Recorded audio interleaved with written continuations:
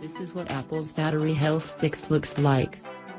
As part of its Please Don't Sue Us apology tour following the iPhone battery throttling revelations, Apple promised to introduce new battery health features to iOS 11.3, as well as a toggle that will let users disable performance throttling on devices with weak battery.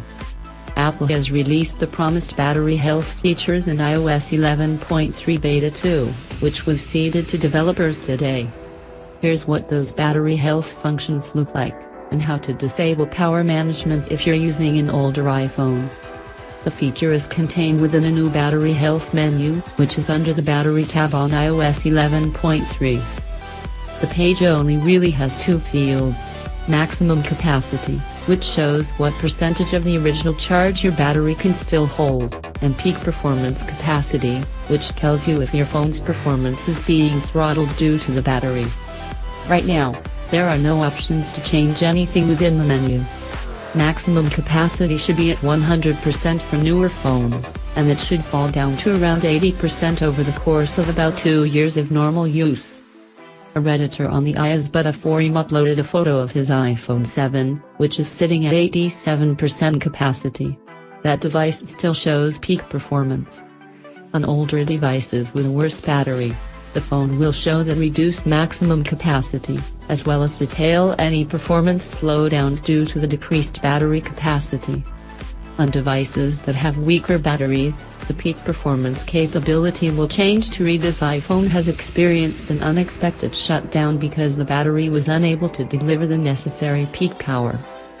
Performance management has been applied to help prevent this from happening again. A small blue hyperlink then says "Disable," which lets you manually turn off your iPhone's performance management. Apple explained its battery slowdown feature in a support document late last year. A battery with a high impedance is unable to provide power quickly enough to the system that needs it. A battery's impedance can increase if the battery has a higher chemical age. A battery's impedance will temporarily increase at a low state of charge and in a cold temperature environment. When coupled with a higher chemical age, the impedance increase will be more significant.